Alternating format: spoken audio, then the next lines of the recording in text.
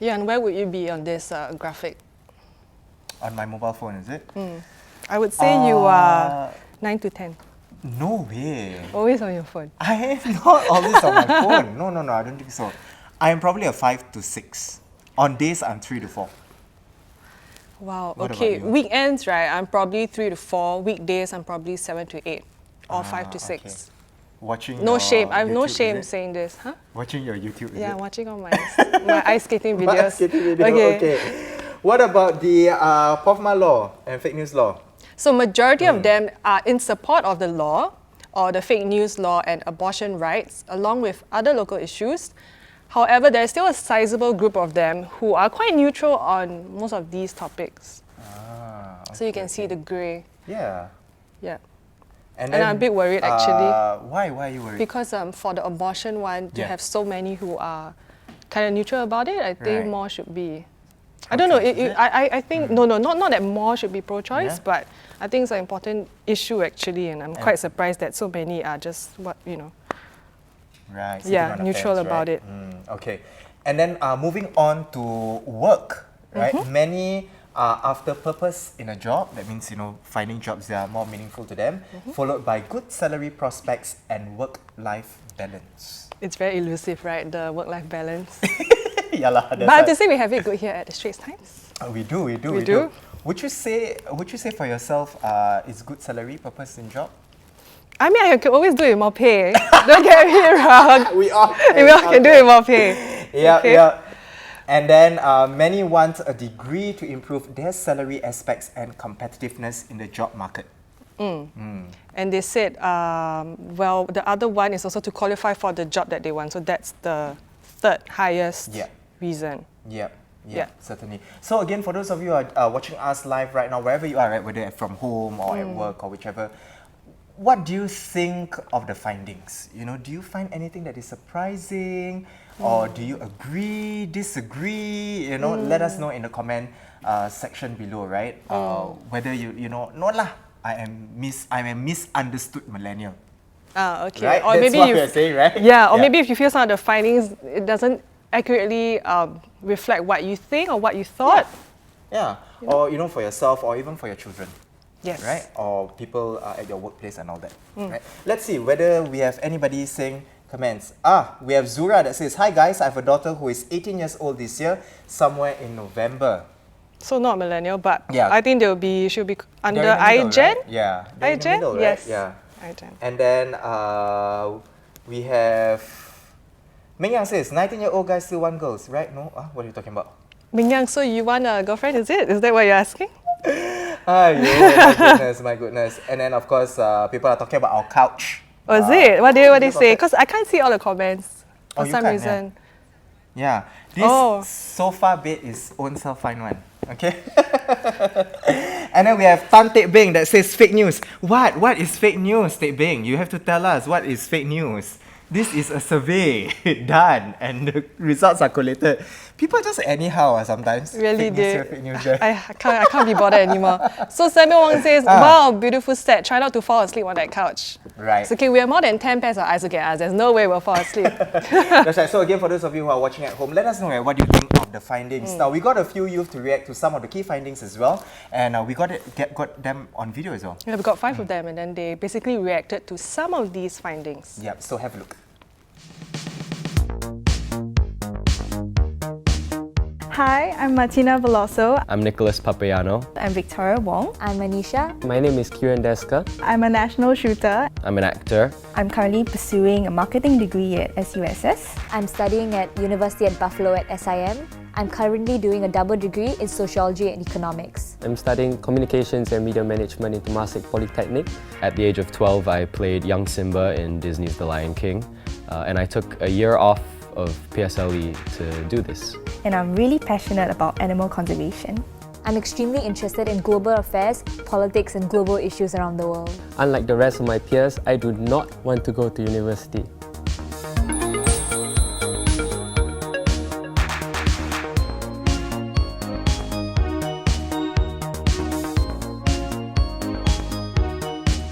Having a degree is always a backup plan. Being an athlete, you can't do it forever. With that title, with the degree, it gives casting directors or anyone on the production team, it gives them the confidence that they can trust you with the work, because they know that you've been trained, they know that you've attended like a prestigious school of some sort, and that you are capable of carrying that workload and giving 110%. I do not intend to go for further studies in universities, because I feel that the field of work that I would like to dive into, which is editing videos, directing videos, producing videos, building a clientele as well as in networks, will probably get you further than a paper qualification at the start.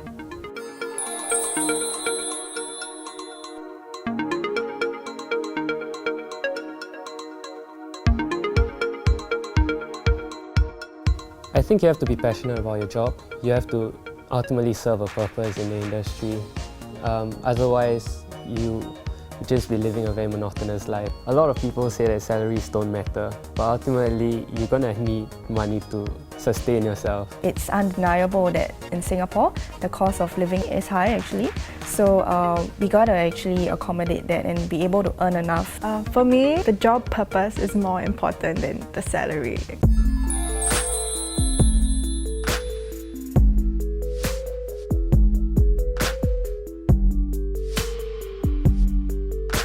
It is a form of like entertainment for us, you know. There's so many things that you can do. You can play games, you have your social media, there's interesting videos and memes, and in this generation it's also a necessity in some aspects. I feel like there is this narrative around our generation that we are very addicted to technology. This narrative built up by like media, by parents, by older generation. When I'm out with my friends, we don't check our phones often, because we find it very disrespectful. It's like a table rule. So once you're at the dinner table, regardless if it's my family or with my friends, you can't use your phone at all. There you go. For the full video, you can watch it on straitstimes.com. There was also another funnier, so that one was quite serious. So we have a funnier one where we had millennials from 19 to 39 reacting to some questions. Oh, some questions. Oh yeah, I saw that as well. Some fun one. Yeah, so that was also on straitstimes.com, so you can go look out for it. Okay. Right. Okay.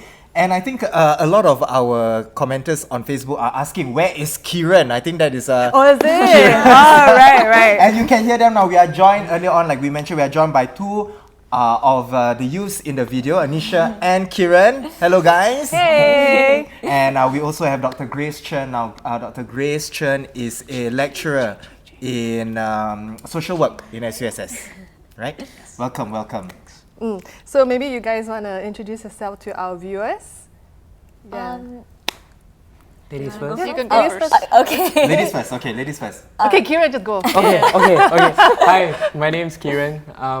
So I'm an intern here at the Straits Times. I've been there for about 3 weeks now, and through the video you saw a very drastic difference you see from me compared to the rest. I do not want to go to university. That's basically the interesting thing about me, I think. Okay, Anisha, what about you, Anisha? My name is Anisha, like he said. I go to SM University at Buffalo. One of the interesting things about me is that I'm very interested in global affairs and local politics and issues like that. And maybe Grace? Hi everyone, I'm Dr. Grace Chi. I teach at SUSS. I'm a lecturer in social work.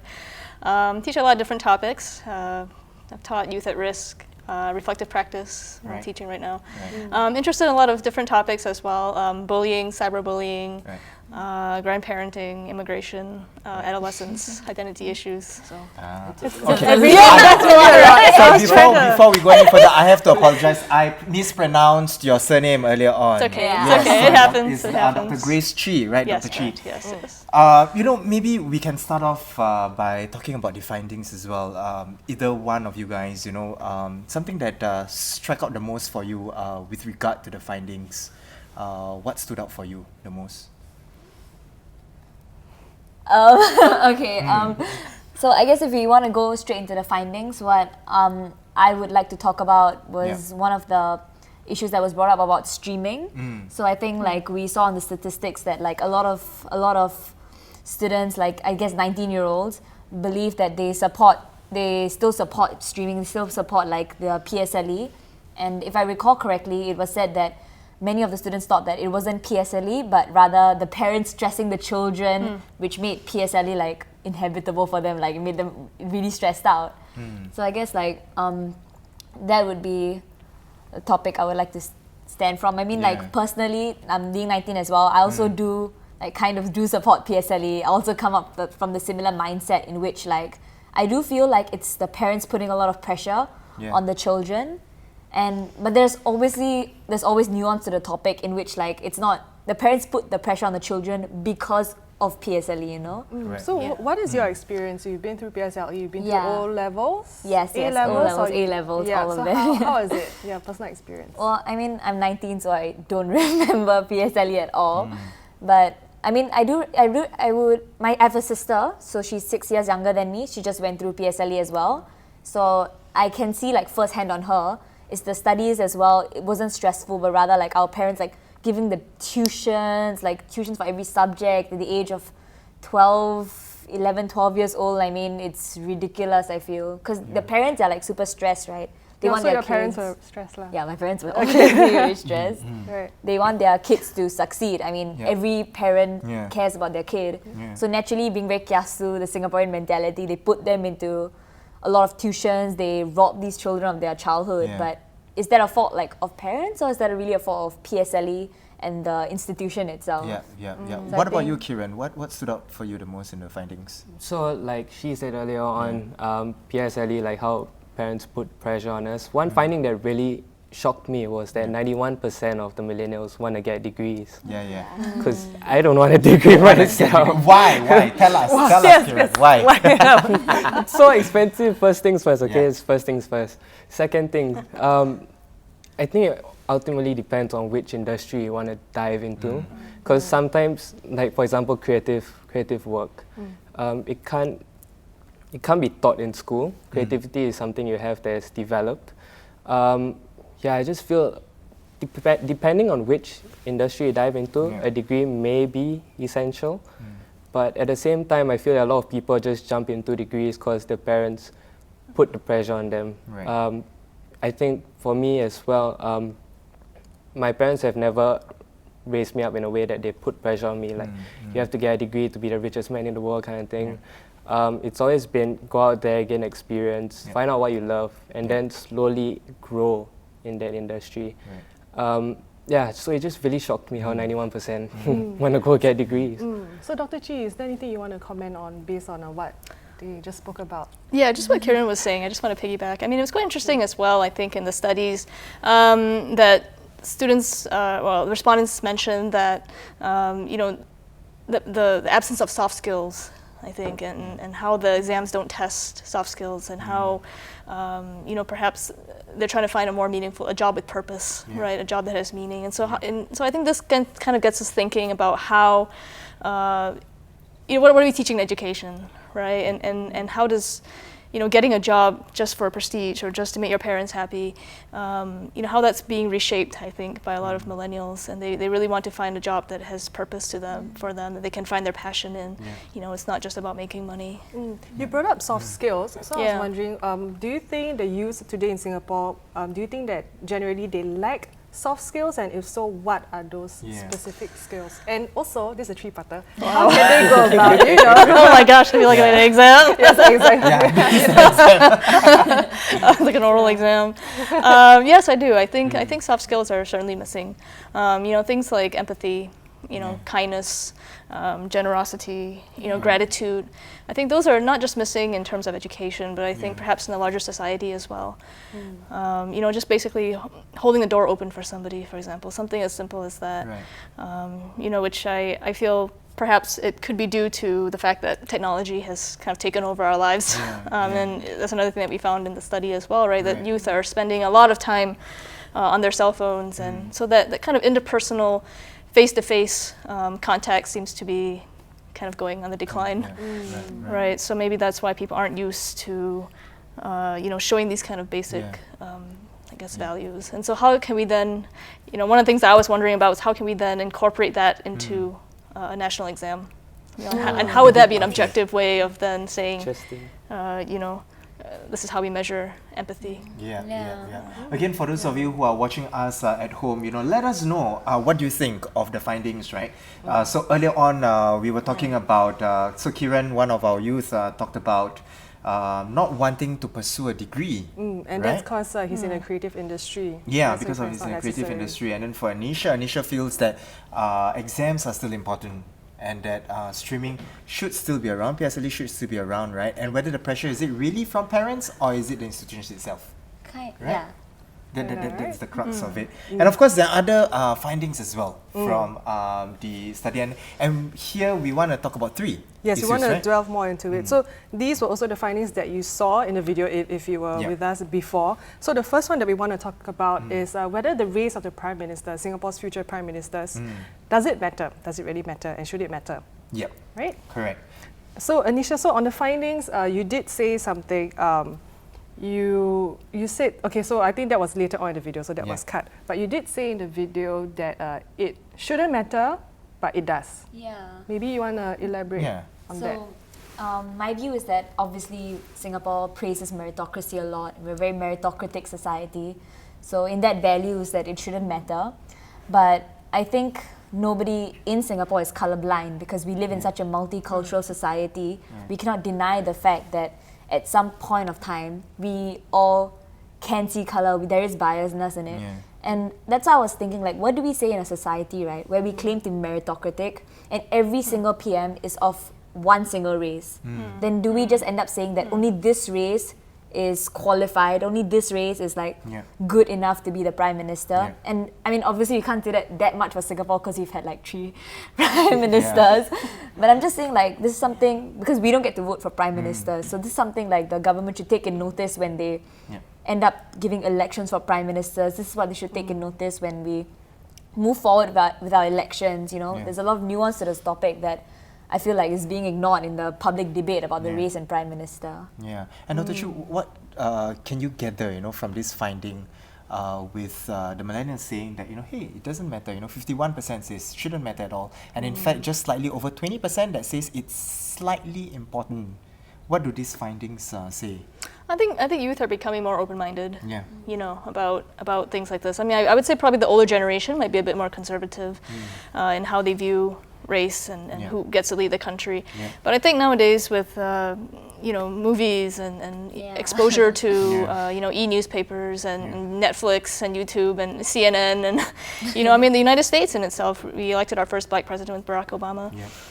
So that was a huge step, yes, because I mean the U.S. is still very color conscious, and so that was definitely something that was very novel to the United States and the history of the United States. So I think millennials, these kind of influences, I think they're becoming more open-minded, about issues of race and sexuality, especially with the gay laws.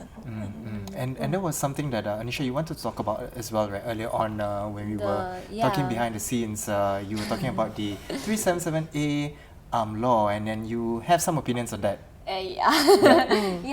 So I think as the findings will reflect, a lot of like millennials, people my age, they do support repealing the 377A, or if they don't support, they are mainly neutral to it, so they're not like very strongly against it. And I think it's because of the trend of secularism in millennials these days. A lot of millennials are very secular. They don't really hold that many religious points of views. And even that, I think what the basis they come from is that Singapore itself is a secular society.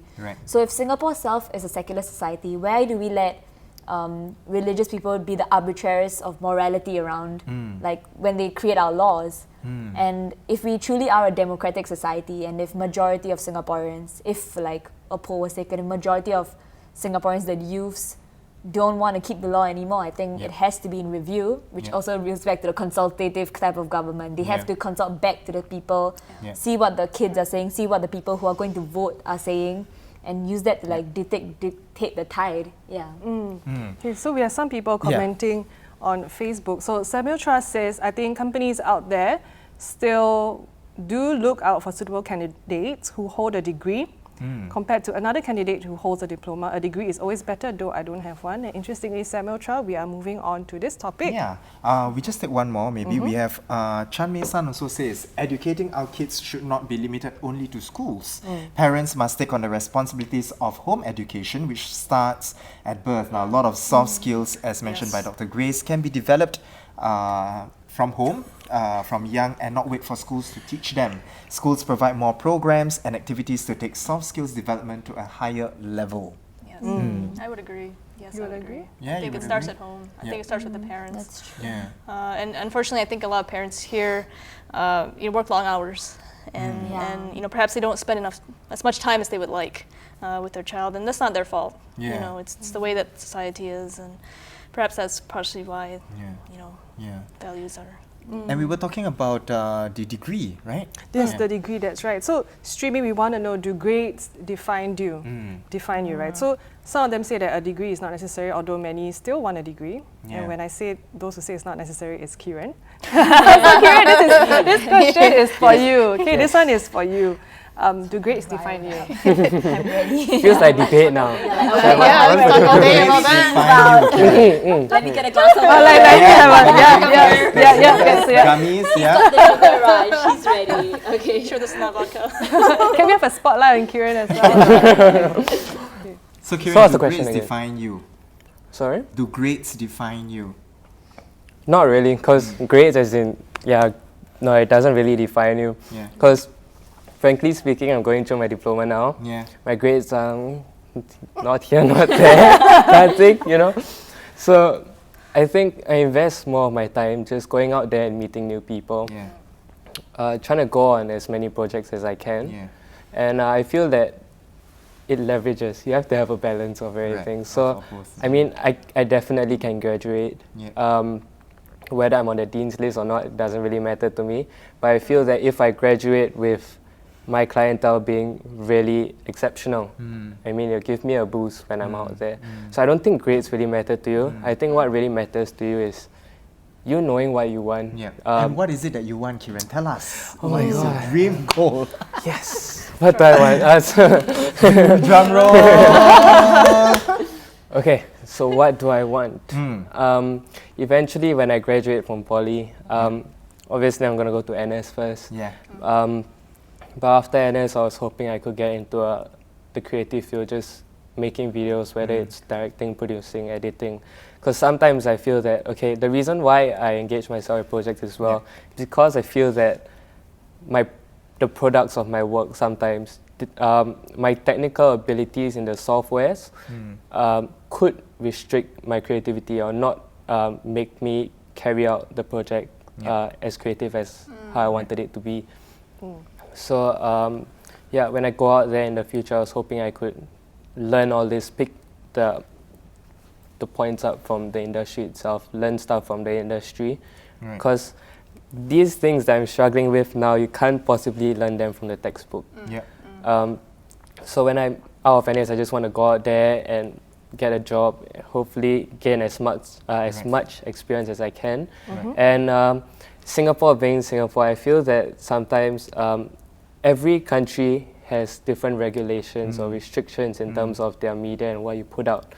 So I'd like to adventure, hopefully in the future, just go to the different countries and experience the different regulations and all that they have. For example, like China, they have like really strict regulations, and here we are in Singapore thinking that it's really strict. So you have to just venture around, see what you like, see what's comfortable, you know. And there is also quite an interesting finding, right? So the finding says that the respondents, they want a degree to improve salary prospects. But then what they want out of their career is purpose over salary. So guys, what is it you want? Yeah, what is it? Tell us, what is it? I think let's get Grace to tell us more on this. You know, is there a contradiction there? Yeah, I found that kind of strange, actually. Yeah? I was like, well, is it meaning or is it a paycheck? Yeah. I mean, honestly, I think it's really up to the person. I think you have to find that balance. I mean, it's hard to find, you know. And I was actually surprised that work-life balance wasn't actually the top one. But I think it came in second, if I'm not mistaken, right? Second or third. Second or third. Yeah, but I think. I mean, certainly I'm not against the fact that you have to work, obviously, to get money. But I also feel that, you know, there needs to be some time for yourself, for your family, you know, to spend time with your kids or to spend time with your parents. I feel like a lot of people, they get their degrees and everything and they work and they just dive into their job thinking like, oh, I'm going to get like a lot of money, but honestly, where are you going to get the time to go and enjoy? Exactly. And actually, I wanted to piggyback off what you were just saying earlier about how, what were you saying? Oh, how grades don't define you, right? I mean, I always tell my students, you know, you do well for this paper, and that's fantastic. Congratulations. But, you know, when you go for your first job interview, it's very unlikely the boss is going to say, you know, what did you get on your first paper? Yep. Right. Exactly, right? Yeah. What did you get? You know, how many points did you get? You know, if it's not an A walkout. Yeah. So I mean, I think it's about applying. It's just what Kieran said. It's about you know, for example, social work students, right? We tell them, okay, you have to do this assignment, but what really matters is that you go out there, you know how to apply those skills to help somebody. Right. I think that's where it really makes the difference. Anisha, tell us, you know, put some sense into this contradiction, as it were. I actually don't think it's a contradiction, actually. I think it makes, at least in my view, it makes perfect sense. It makes perfect sense for them to have a meaningful job, but also want a good paycheck. I don't think it's a contradiction, but rather, It's a balance. it is a balance. Like, I'm not quite sure how true is it. I have no stats to support this, but there's this like narrative pushed around that if you don't have a degree, there is a cap limit on your paycheck. And like whether, like especially depending on what industry you go into, if you go into the technical, business, scientific, like academic industries, I think degrees definitely put like a huge capstone on your paycheck. And so, like let's say for me, I'm studying sociology. I'm studying a degree because I want to work in sociology, something that's meaningful to me. So I'm taking a degree in something I have meaning in.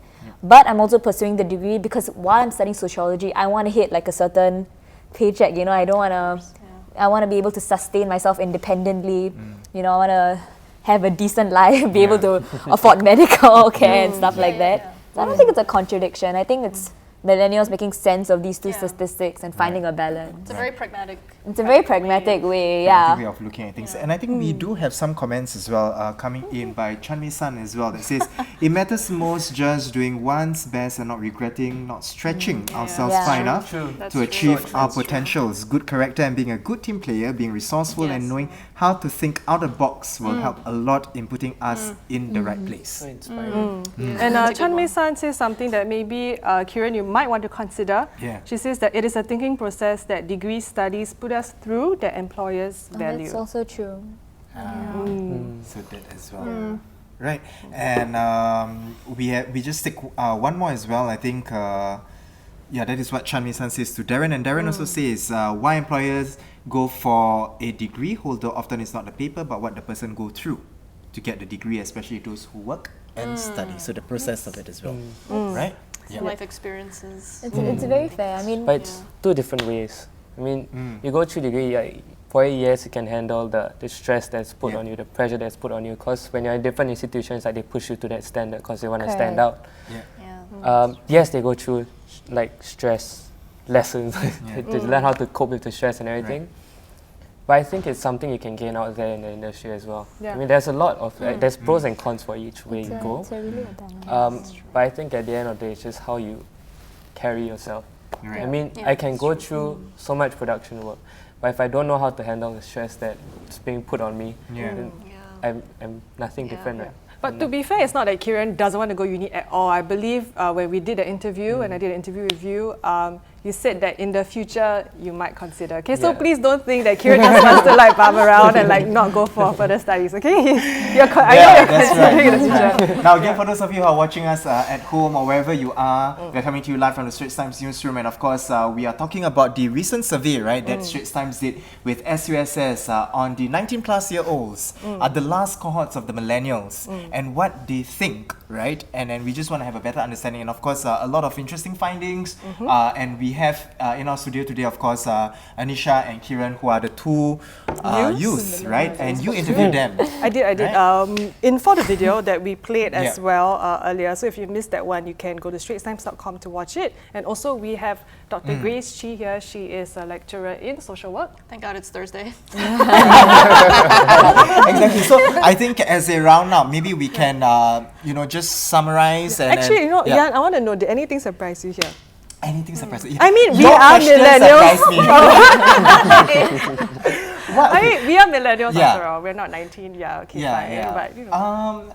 I think for me, it's the not wanting to do away with the exams and the Okay. grades. Because I remember when I was growing up, and, Yeah. and among my peers, Yes. we go like, you know what? No, we don't want exams. And this was especially significant when we were in university, when there are some modules that don't have exams. They are purely projects, right? And or there are some where it's just purely learning, and then the assessment comes in terms of your contribution to school and all that. There is no major exam, and we enjoyed it so much. The learning process became a lot more fun. Actually, project work stresses me out. You always get people who are like, freeloaders. Yeah, freeloaders. Yeah, so that's that, right? So I thought that, hey, maybe people want to do away with the assessments. Yeah. What about you? Okay, so the one thing that surprised me, so we have a graphic on views on local interests, local issues of interest. So this one here for human euthanasia, law on gay sex, gay marriage, law on alcohol. Okay, sorry, not alcohol, but law allowing abortion. So for all these, I thought that majority of them were in favor of these. And it struck me as, well, they're actually quite liberal. They are quite open-minded. That's my view of the 19-year-olds today. And I thought that was encouraging. It's definitely changing. It's not the conservative mindset, I think, that perhaps the older generation has, which is good. Yes, it definitely is very encouraging. And why do you think they are more open-minded than the older generation? I think there's a lot of different influences. I mean, I think as we mentioned, social media. I mean, 3/5 of the respondents, I think, followed social media influencers, and so perhaps that has had an impact on how they view these issues. Globalization, exposure to different parts in the U.S. Like San Francisco is pretty open about gay relationships. Right. And so I think these are things that are helping to change and to shape youth's mindsets. Right. And Grace, just as a roundup of the whole findings, anything that you would like to further comment on that as well, on the whole survey findings, 19 plus. I mean, I thought moving forward as well. What we can expect and all that. Yeah, I think it was an interesting survey. It was definitely caught in one snapshot in time. It would be interesting if we could do it long term. Do a longitudinal study and follow the youth as they progress through university and perhaps their careers, their first job, to see how those mindsets change. I think that would be a very interesting study. To see. What about Anisha yourself? Being a participant in the video and then now talking about it. Anything that stood out for you? Just as to summarize our discussion. I was actually surprised on how conservative the views were. I mean, you were like, oh, they're so liberal, but I was actually surprised. Maybe it's because of the people I hang out with, right? My group is super liberal. So when I see these views, I'm like, wait, we still have 49% who are not fully to repeal gay marriage. Like, what's happening? Well, but to make myself clear, I think abortion, that one disappointed me a bit. Oh yeah, the neutralness, right? Yeah, stuff like that. I'm like, wait, there's so many people who are neutral about issues that can affect their very lives. But then again, it's the people we hang out with that make it up. So I think what this really shows is that we need to get more youths involved politically in Singapore. We need to get them more talking about the issues, getting more knowing about the issues, even though it's not my opinion, they must have an opinion. Right. I feel that way at least. Right. And what about you, Kiran, It was very fun. It was very eye-opening as well, because I've never partake in any of this survey kind of things, and it was very interesting. I mean,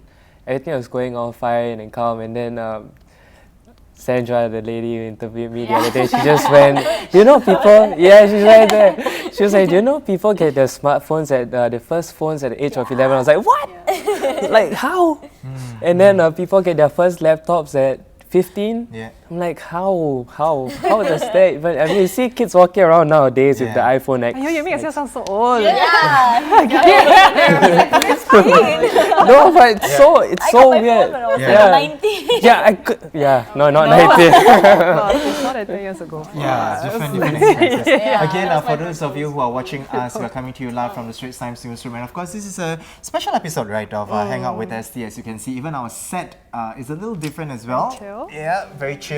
And we just want to take one comment here from Hui Peng that says, there is no perfect education system with regard to the topic on PSLE revamp, but we can make it a good one if there is a change in mindset. Look and reframe it from the perspective that the system should allow each and every child to achieve the grades, but that truly reflects their capabilities and not as a result of being pressured to perform brilliantly just for that one exam. Let's also not forget that they are the 12-year-old young minds who are just beginning to build their confidence and self-esteem level. Yeah. It'll be interesting to see how this new cohort of Millennials, new millennials The generation, new whatever, millennials. hi Gen. Yeah. Such a small period of time now, you really can see how Like the the views. shift. I mean, How that's going to change. Yeah, so I think that's why you say it's a good idea. It'd be better if it's a long-term study. Right, Yeah, because right. certainly when I was 19, I think I had a lot of different Oh kind yeah, of thoughts. yeah. Like for what I thought I'll be married, I have kids by 25. That Yeah, did not- That did not happen. So, for more on the survey findings and the videos as well, you can go on to straitstimes.com. All the findings are there, the articles written as well as the videos. So once again, thank you, Grace and Anisha, as well as Kiran, for being with us this evening to just talk more about the survey that was just done between SUSS and the Straits Times. and sharing your wonderful insights. That was fun. Exactly, yeah. Okay, so the thing is, usually what happens towards the end of our episode is we have this thing, what we call the Facebook face-off. Right?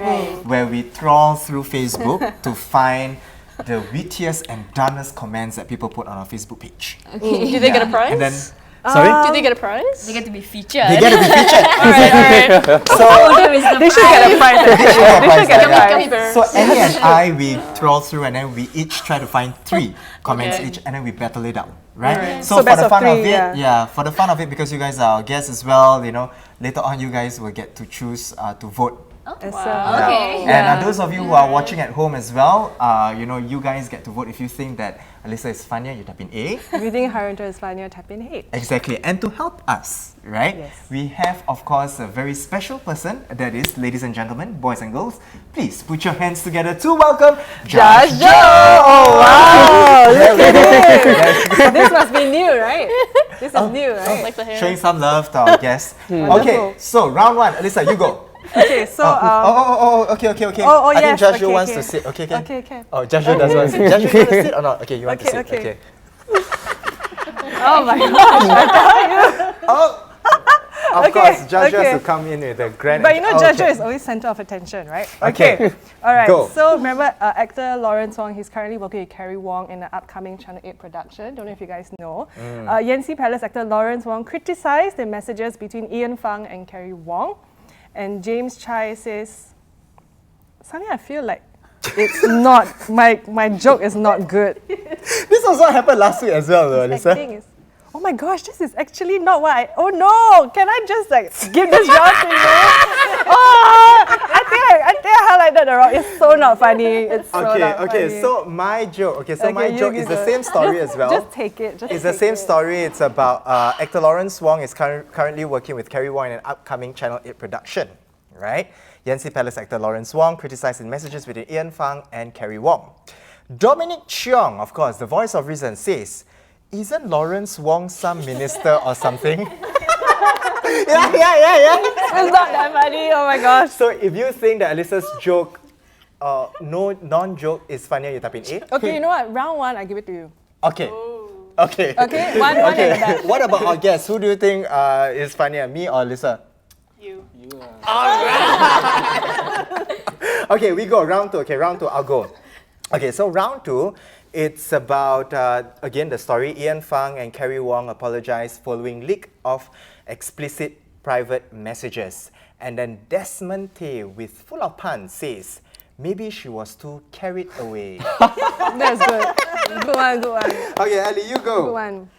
Well, I'm not confident at all. Okay, so Grab detected at least 13 driver accounts with over 2,000 fraudulent transactions involving more than $41,000 in losses. Right, so the article is about this alleged masterminds behind GrabHitch payment fraud syndicate to be charged. And Jessica Yeo says, who else clicked on the article wanting to learn how they did it only to find zero info? Fake news. Yeah. You see, it's right. No. So if you think that No. Alyssa is funny, you type in A. I think Hairianto is funnier, so type in H. Type in H. Okay, round three. Alyssa, you still have chance to redeem yourself. Okay, round three. Go, Alyssa.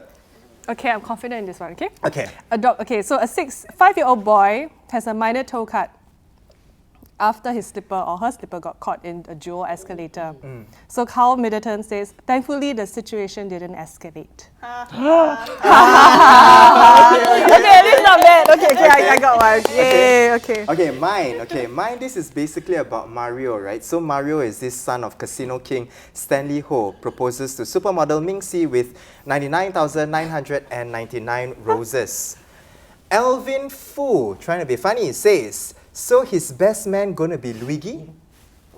Get it, Mario? I got it. But then Alright. the bridesmaid's going to be the princess. Right? Yeah! Princess Peach. There we go! Princess Peach. So again, for those of you who think that Alyssa is funny, you type in A. If you think Hairianto is funnier, and I think you are, type in H. Yep, and of course, our guest, we'll let you guys think about it. You know, Yeah, you you guys can can. think of who is funnier. In the meantime, let's take some comments. We have Pearly that says, too difficult PSLE exams that is too discouraging. Why are smart kids thinking they are stupid at such a young, tender age?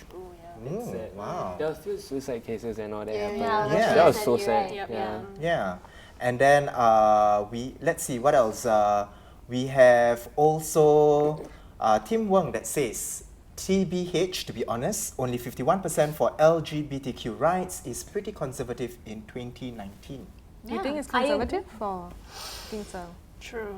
Yeah, that's why I said I thought the findings were too conservative. Yeah. They should be more. That's what Anisha mentioned, Open-minded. right, as well. Yep, correct. And then let's see, what else do we have? So Scarlett Chu says the smartphone culture makes 19-year-olds feel old because of what Kieran said. Hey, don't.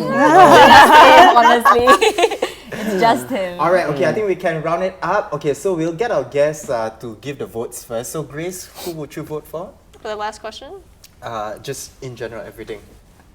you. All right. Anisha? Okay. Wow, I think she pities me. No. Okay, You were nice. fine. Okay. You were fine.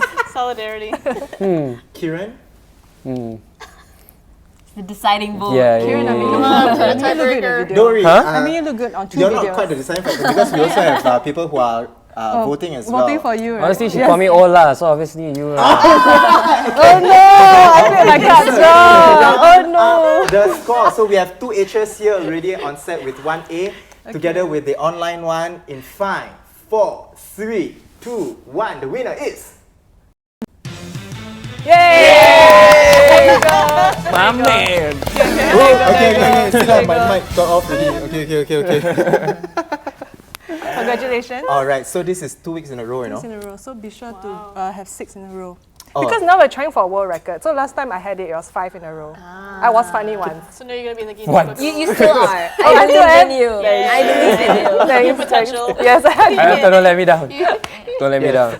All right, that is all we have for you this week. Again, we would like to thank Dr. Grace Chi from SUSS, lecturer in social work, for being here with us. And then we have Anisha as well, and Kieran, for sharing more light and insights into the 19 plus survey that we did together, Straits Times did together with SUSS. And of course, for more news and videos, do head on to straitstimes.com. And we're also on social media, Instagram, Twitter, and YouTube. And we also have Hangout with SD, Instagram and email as well. So if you want to chat with us, drop us an email, or you can also slide in our DMs. And we'll reply personally. That's right. So thank you once again to our guests. And with that, once again, she's Alyssa. And he's Hairianto. And this is Judge Joe. Goodbye and see you next week.